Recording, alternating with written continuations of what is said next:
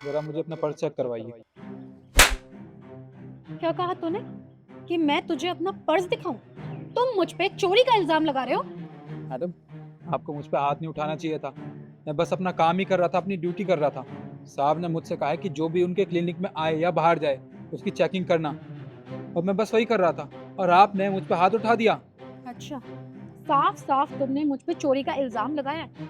और मुझे लगता है ना कि तुम भूल गए हो, ये जो तुम्हारे साहब है ना, उनकी होने वाली बीवी हूं मैं।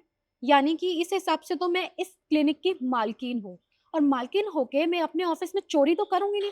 जो तुमने मुझ पे ये इल्जाम लगा दिया ना चोरी का, तुम जानते नहीं हो कि मैं तुम्हारे साथ क्या कर सकती हूँ। तुम्हें 1 मिनट में ना नौकरी से निकाल सकती हूँ, समझ में आई? तो अपनी औकात में रह के बात करो मुझसे।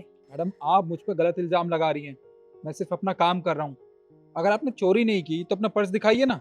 अगर आप मुझे अपना पर्स नहीं दिखा रही हैं, इसका मतलब ज़रूर आपने कुछ ना कुछ चुराया है सर के ऑफिस में से। तुझे लगता है कि मैं तेरे जैसे दो कोड़ी के गार्ड को अपना पर्स छूने भी दूंगी?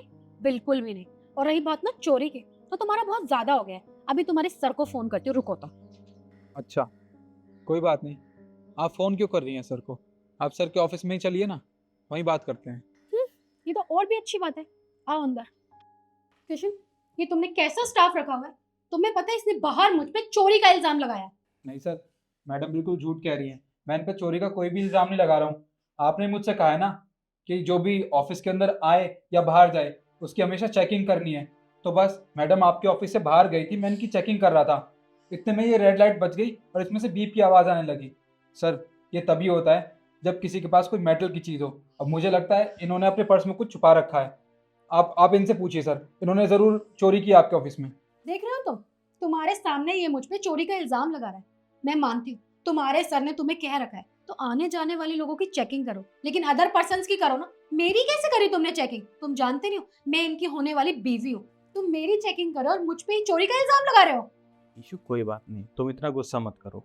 हो सकता है उसे कोई गलतफहमी हो गई हो। मैं उसे समझा देता हूँ। निखिल, आज के बाद जब भी इशू मेरे ऑफिस में आए तो कभी भी इसकी चेकिंग, ठीक है? ठीक है सर, अगर आप कहते हैं कि आज के बाद मैं मैडम की चेकिंग ना करूं, तो सर मैं बिल्कुल नहीं करूंगा। पर मैं ये काम काफ़ी टाइम से कर रहा हूं सर, और जब भी ये बीप करता है तो इसका मतलब होता है कि उस इंसान ने कुछ ना कुछ रखा हुआ है अपने पास। देखिए सर, मैं इन पे चोरी का कोई इल्ज़ाम नहीं लगा रहा हूँ। बस मैं इतना कह रहा हूँ कि आप एक बार अपने ऑफिस का सीसीटीवी चेक कर लीजिए। सीसीटीवी? सीसीटीवी क्यों चेक करना है? तुम्हें समझ में नहीं आता? उन्होंने कहा ना कि आज के बाद तुम मेरी चेकिंग नहीं करोगे, तो तुम ये कह रहे हो कि सीसीटीवी चेक कर रहे ना? चुपचाप यहाँ से चले जाओ, वरना अपनी नौकरी से हाथ धो बैठोगे। Issue, calm down. अरे जब वो कह रहा है तो एक बार चेक कर लेते हैं। हो सकता है उसे कोई गलतफहमी हुई हो। मैं एक बार कैमरे चेक कर लेता हूँ, उसका भी वहम दूर हो जाएगा। पर कैमरा चेक करने की जरूरत क्या है? तुम्हें मुझ पे भरोसा नहीं है क्या? इशू, मुझे तुम पे पूरा भरोसा है। तभी तो मैं कह रहा हूँ कि एक बार चेक कर लेते हैं, उसका भी वहम दूर हो जाएगा।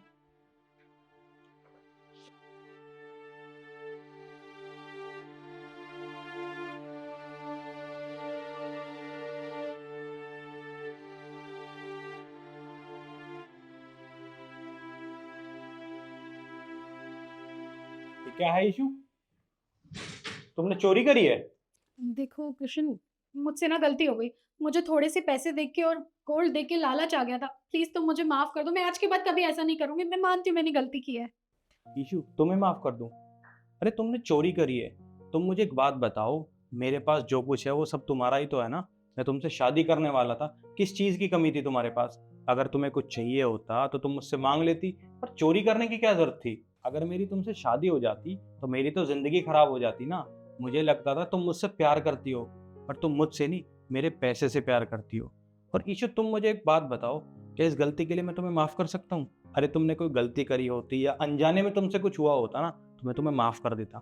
पर तुमने जानबूझकर यहाँ से चोरी करी है, और चोरी की कोई माफी नहीं होती।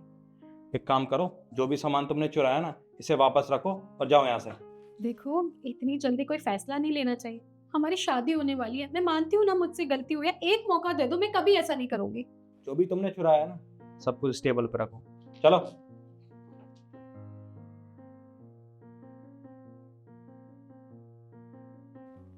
पैसे भी रखो, और अब जाओ यहाँ से। निखिल, तुमने अपना काम बहुत ईमानदारी से किया है, और मैं तुमसे यही उम्मीद करूंगा कि तुम आगे भी ऐसे ही ईमानदारी से काम करो। जी सर। अब तुम जाओ और अपना काम करो।